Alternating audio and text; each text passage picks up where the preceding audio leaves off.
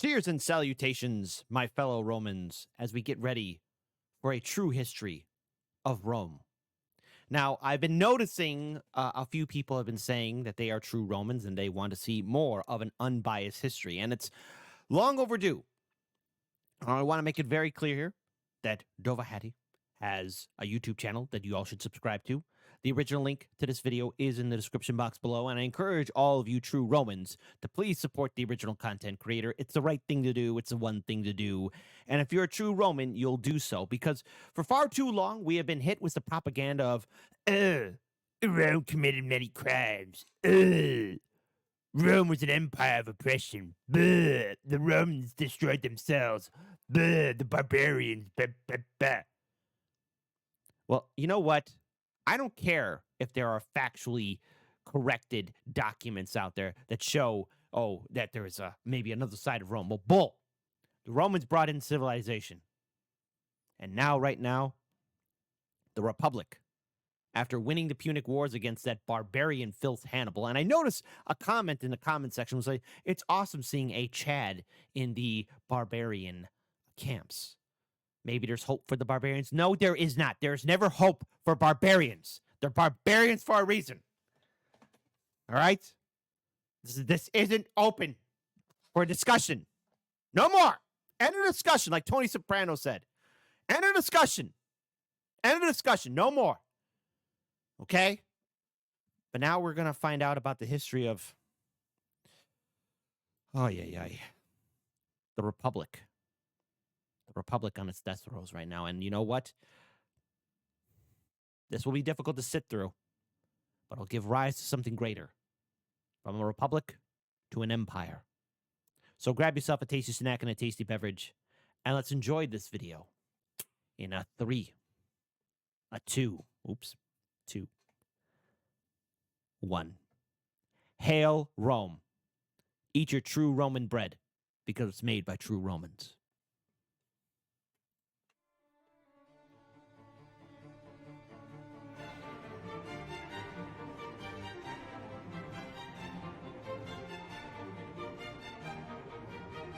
Nothing good ever lasts forever. No, don't say that! Pains me to say, but the final days of the Roman Republic grow ever nearer. For you see, there is a specter haunting Rome. The specter of communism. Well, communism, barbarity, plebbery, many things to cover today. But before we get to it, we've got to return to those Greek wars that I skipped last time. So we're going back to the Second Punic War, our focus being the Greek kingdom of Macedonia, led by Philip V. Ugh. He had allied himself with Carthage in the Yeah, Macedonia. I mean, come on. First of all, I mean, they allied with the Carthaginians. war, but was held back to a stalemate, which is why I didn't bother to mention him before. He did begin to stir up some trouble after he saw Rome civilize some of his neighbors though. After attacking them, he was quickly defeated and pushed back, thus freeing the southern Greeks from his rule. Not that they were grateful, oh far from it. Sparta immediately revolted, only to be easily crushed. Yes. Oh, what was that? They were the best. Oh, Spartans, the greatest warriors? Uh-huh. Does this look like a face that believes that propaganda? Immediately revolted, only to be easily crushed. Oh, what was that? They were the best warriors of the Greek world? Well, that's kind of pathetic. And here I thought that Antiochus III of the Seleucid Empire was the hot shit. Now, if that offends you, here's a phone. Go call someone who cares. I mean, just look at his empire. Look at those fucking borders. Ugh. It is no surprise to me why Looks like a turd. Hannibal chose to join his court after he lost at Zama, spending his remaining days convincing Antiochus to attack Rome, to liberate Greece. Those are some huge air quotes there. Antiochus was fucked twice in battle, once by LARPing as Leonidas in Thermopylae so hard that he lost the exact same way. Yes! Great! Awesome! Oh, that's so beautiful. Hold on, we're watching that again. I'm sorry. I'm sorry, my fellow Romans, but look. The audacity of him trying to lay his hands on Rome. No, I'm sorry. You are no Leonidas, and Leonidas, for those of you who don't know, he didn't die. He wasn't the last one to die. He died in the early days of that Battle of Thermopylae, okay? So, end your romanticism about him. Once by LARPing as Leonidas in Thermopylae so hard that he lost the exact same way, and then by getting completely annihilated in Magnesia by a Roman army half of his own size, no less. All while Hannibal was losing twice at sea by the Hannibal, God. See, again, there's no hope for these barbarians. joint efforts of Scipio Africanus and his brother Scipio Asiaticus. Utterly defeated, Antiochus fled east, losing Asia Minor to Rome's allies. You would think it would be enough, but then Macedon chimped out again, almost like they wanted to be balkanized into 4 vassal states. Not that it was enough to pacify the region. Oh no, it took Metellus Macedonicus to achieve that, defeating and annexing Macedon once and for all. Some cities like Corinth tried to rebel after that, but they were all set ablaze for their trouble. Good riddance. Yes. Alright. They offered nothing and they caused no more headaches afterwards. But I heard some good things about this place called Byzantium. I mean, it sounds like a great city. And it really sounds like it could be something in the future. What precisely? I don't know, but I predict that there will be a great emperor. A great one. That could turn that Byzantium city into something magnificent. I think. You know what? Hey, I want to see in the comment section below. Yeah, we should keep an eye on Byzantium. We should keep an eye on it. Back to addressing the Red Menace. As you know, whenever Rome conquered some barbarian rebel, they had the good sense to enslave and put them to work in their farms. This generated immense wealth to the patrician elite, making the plebeian masses super duper jelly. Among them Tiberius and Gaius Gracchi, the grandsons of Scipio Africanus, if you can believe it. So what went wrong? Well, their father was a pleb, consul or not. That explains it. But how did it happen? Tiberius showed promise at first, fighting beside Scipio Aemilianus in Carthage and all, but once he That's right, pour some salt on those Punics. Yeah, was sent to serve in Hispania, he partook in a great defeat, personally signing a humiliating treaty for Rome to return home alive. His cowardice was quickly pointed out by the patricians, further fueling his resentment towards them, thus further leading him to the clutches of socialist ideology, getting elected as tribune of the plebs and proposing several socialist laws. Thankfully, they were all vetoed by a more enlightened tribune, whom he quickly had disposed of and harassed by his thugs. No! When the king of Pergamon willed Rome to inherit his kingdom after his death, Tiberius had the gall to demand its lands to be given for free to the proletariat. For free? What is up with the people asking for things? How dare they? Free fucking commie. And it only got worse from here, as on the next year, while overseeing the voting process, Tiberius heard a fake rumor involving his assassination. Now scared for his life, Tiberius rose to the crowd, demanding them to give him a crown, so that, as king, he could crush the Roman Republic and bring forth the communist utopia. When the Senate heard of this treacherous shit, they immediately marched out with their weapons, ganging up on Tiberius and clubbing that Get him!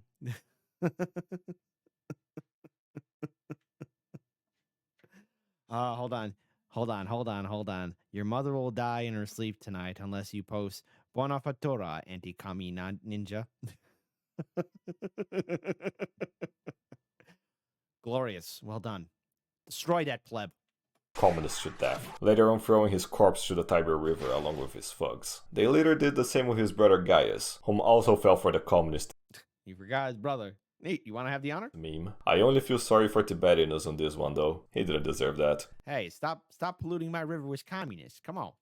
But say, now that the socialists are dead, let's talk about borders. As it was around this time that Rome struck a deal with Massalia to create the Roman province of Transalpine Gaul, connecting Italy with Hispania by a road through Narbonne. Quite convenient really, given how he was rebelling at the time. But don't worry, it was quickly pacified by Scipio Aemilianus himself, together with his subordinate, Tiberius Gracchi, back when he was still alive, as well as the Numidian Jugurtha and Gaius Marius. Yeah, some more about this issue. After that, Jugurtha returned to Numidia, overthrowing his relatives in power and bribing all consuls that came to punish him. To settle this, the Senate sent Metellus, the nephew of Macedonicus, to Numidia, accompanied by Gaius Marius, whom was basically as good as a pleb could hope to become. Courageous, pragmatic, somewhat educated, reminds me of Servius Tullius. Being too much of a bitch to face Metellus and Marius face to face, Jugurtha started employing every guerrilla trick in the book to delay defeat. Coward.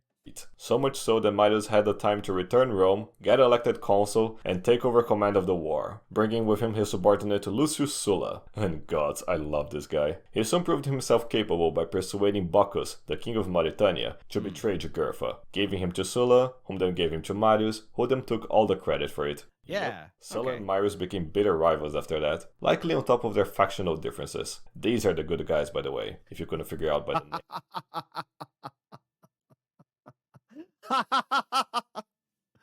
Okay.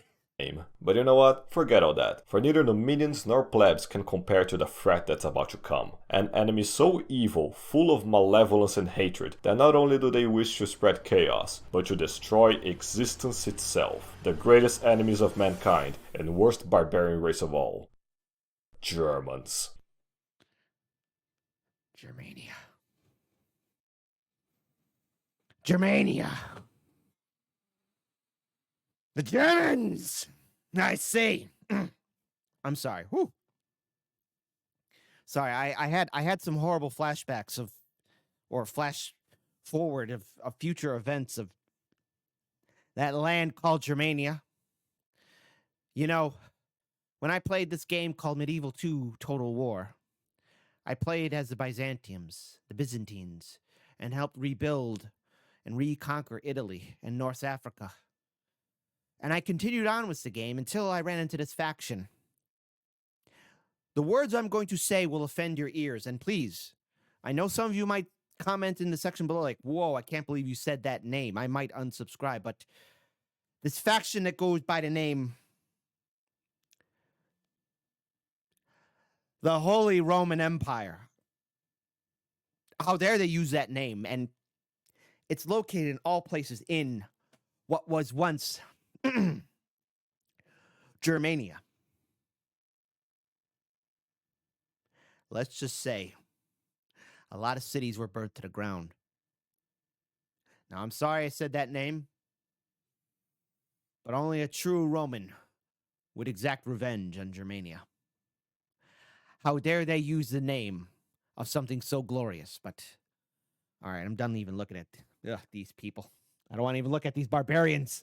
Two of their tribes, the Cimbri and the Teutones, had migrated south from the lands of eternal chaos, destroying everything in their path until they neared Italy. Marius could tell that this was no ordinary foe, and so issued the Marian Reforms, creating the Roman Legion of popular imagination. There were no more Hastati, Principes, or Triari, just legionaries, and 2 assistants for every 8 of them, which made up the Contubernium, led by a Decanus. 10 of those made a Sentry, led by a Centurion. 6 of those made up a Cohort, led by an experienced Centurion, and 9 of those, plus a special first cohort led by the Primus Pilus, together made up the Roman Legion. That's beautiful. Look at that. Look how beautiful that is. And people say, well, you know, there's other eras after the Roman Empire. I don't want to think about it. Some cavalry, but who gives a shit about them? The legion was led by a legate, an elected senator, advised by his useless military tribunes, with the supplies and constructions led by the camp prefect. Overall, the reforms allowed any poor fact to enlist, made the generals responsible for their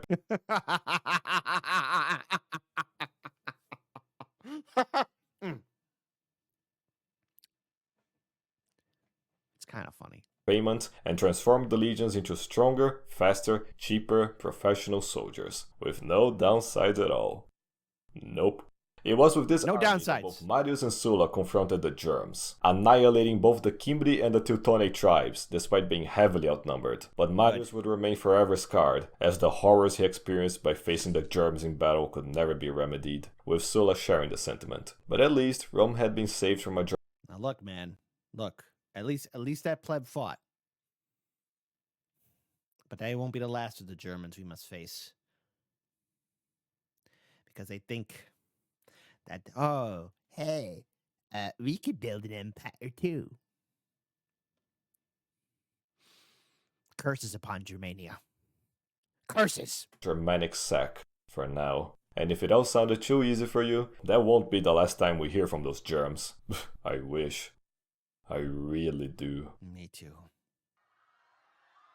No! No! No! No! No! No! Anyway, let's talk Okay, listen, we didn't see that, okay? The future isn't written yet. There's still hope. There is a story of a savior. A savior from a one-man cult, a one-god cult that's divine, like a sun, who can reunite, rebuild the world in like 5 years. There's still hope. History hasn't been written yet about the savior. He's coming. He'll be here. Ugh. Why do I feel pain in my heart? Why do I feel prophecy being unfolded? Why? Oh no. No. It's not too late to save the great hero. It's not too late.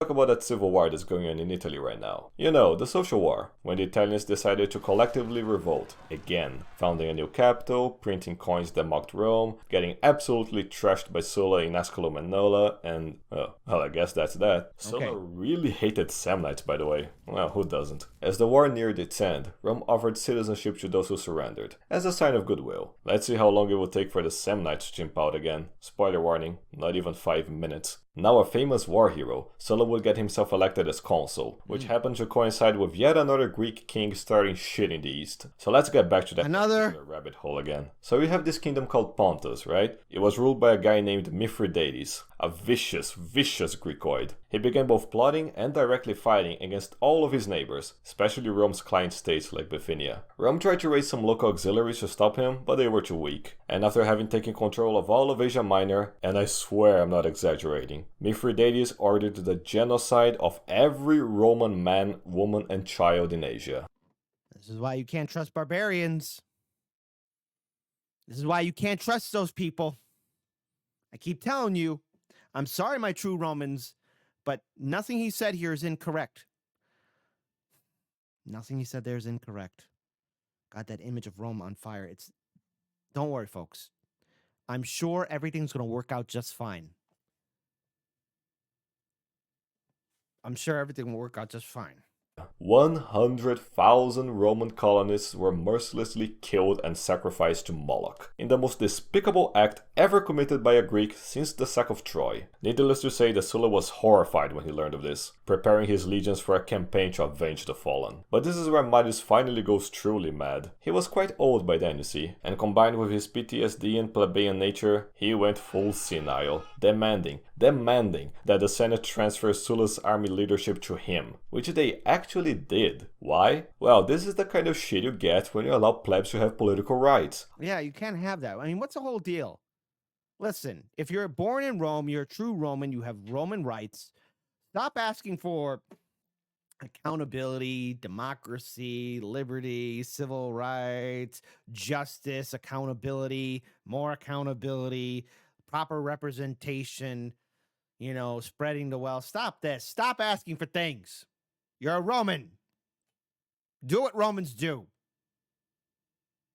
Boy, I must have been born in another life, because all of a sudden I'm getting some flashbacks. I must have been a Roman back in the day. That means there's still time to save Rome. I fucking told you, I fucking did. And honestly, it was too much for Sulla to take. Between being betrayed by an increasingly plebeian-dominated Senate and the sheer evil of both Greeks and Germs, Sulla forced himself to swallow that bitter red pill. The truth was that the Jews were behind everything. Oh no, wait, wrong.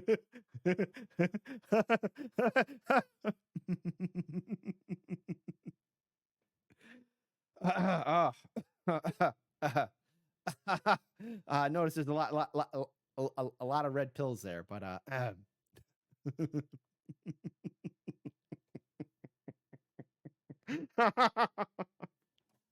red pill. Yes, here. Alright, so the truth was that okay. Never reply to a thank you. There we go. Military history is not the only history pill. More wives, no. The Republic would soon fall if things kept going the way they were. With this in mind, Sulla, the madman, did the unthinkable, ordering his legions to march to Rome, for he would personally save the Republic, by force. Marius might have become senile by then, but he wasn't stupid, fleeing to Africa just before Sulla could arrive. He chose to be lenient, quickly lecturing the Senate, and after having restored order, Sulla returned to his invasion plans, crossing the sea and proceeding to crush Mithridates' armies twice in the battles of Chaeronea and Archimedes. Yes. And then setting Athens ablaze after that, because Take that, Athens. fuck Greeks, seriously man. With his armies destroyed, How dare they? How dare they? How dare they challenge the might of Rome? Mithridates surrendered, renouncing all of his conquests in Asia. It was only to buy time though. Once a barbarian, always a barbarian. But True. once a pleb, always a pleb too. For Marius used this time to raise his own legions on Africa, marching on Rome and killing every optimates he could find, forcing the Senate to elect Cinna and himself consuls, for the 7th time, only for him to die like 3 weeks later. So much for that. Cinna would later be killed by his troops to try and curry favor with Sulla, which just didn't work. He Absolutely disgusting. was too pissed for that. What happens later is just hilarious. The Senate appointed a total of 4 consuls to try and stop Sulla. The first was Asiaticus' son, whose army defected him. The second Good. Smart army. was Nurbanus, whom only raised recruits, against Sulla's veteran armies. Very shitty plan. And the last 2 were Carbo and Marius' son, whom Sulla Stupid. Stupid. would defeat easily with the help from his 2 supporters, Pompey and Crassus. Hey, Pompey. I think there's something great about that guy. And Crassus, he looks like he's got a lot of money. Like a guy who is just flowing in that cash. Hey, Crassus, you earned every single penny. And Pompey, I think you're great. Just don't be tricked by the Senate and beware of that bastard Cato. You know, because I have a lot of problems with Cato. And you know something? He constantly keeps... Boy, wow, I had to have been born in the Roman era. Sorry. Just having a lot of flashbacks, especially to that great TV show, which was canceled far too late. Rome. I mean, that was a work of art, but I swear to God, they got that Cato character down right. It was like I was having flashbacks, and every time he spoke, every time he freaking spoke, every time, always was Cato. Sorry. I'm sorry. Oof. Got a little bit of a Shining thing going on here. Ah man, the next episode is gonna be so fucking fun to edit. To top it all off, 20,000 Samnites showed up as a final opposition to Sulla, whom he happily had all killed. Good. Kind of pointless really. Appointing himself dictator for life, Sulla issued the proscriptions, putting bounties on the heads of every filthy popularis he took a dislike to, Yes. thus purging the Senate, Rome, and abroad of their ilk. Later on passing a series of laws to prevent any future wannabe Mariuses from harming the Republic. And finally, after hearing that Mithridates was starting shit once again, he had his general in the field sue for peace after a quick skirmish, just to let that Greek horde fuck off to the east and be somebody else's problem. Now finished with his duties, Sulla resigned his lifelong dictatorship after just 1 year, serving as consul for a little bit, and then retiring to his small farm with his wife. And his Greek twink sex slave, of course, whom he fucked every single day and night of his As he should. Glory to him. retirement. Because if he was too old to fuck Greeks on the battlefield, he would do it in his bed. For there is nothing manlier than asserting your authority over a weaker man's ass, while your wife cooks food for you. Hey, you know what? Glory to Rome. And that's all for today. A series of wars and internal conflicts that brought the Republic to the brink, only to be saved by the righteous hand of conservative patrician Optimates Justice. Yes. And well, I'm lying. There is one more scene I should return to. It was during the funeral of Gaius Marius' wife, Julia, as her nephew rose up from the crowd and had this to say about her. The family of my Aunt Julia is descended by her mother from the kings, and on her father's side is akin to the immortal gods. For the Marquis Rages go back to Ancus Marcius and the Julii, the family of which ours is a branch, to Venus. Our stock, therefore, has at once the sanctity of kings, whose power is supreme among mortal men, and the claim to reverence which attaches to the gods who hold sway over kings themselves. That was beautiful. I remember that speech. I shed a tear, but I told it to go right back into the tear duct. I mean, wasn't that beautiful? All right. All right. You know something I've been noticing? A lot of y'all have been commenting that you're true Romans and that you want to hear more.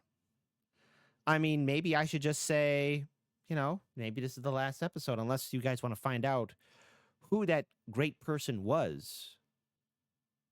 Maybe find out what his full name is and the glory that he will do. I mean, unless you want to see it here on Americans Learn, please be sure to like, comment, share, and subscribe, as a true Roman should. Hit that ring bell notification, as a true Roman should. Support the original content creator, as a true Roman should. And type in the comment section below, I'm a true Roman, and I want to get that education. If you're a true Roman, that is. Barbarians are not allowed. But my goodness. I guess you'll have to tune in next time. I mean, you could do what the Romans do and say, hey, this is what we want. And I think it's a correct choice. So we'll see how all of you hip cool cats respond to it, as true Romans should. Peace to you guys. And maybe we'll find out just who that person is. Maybe. Maybe we will. Maybe.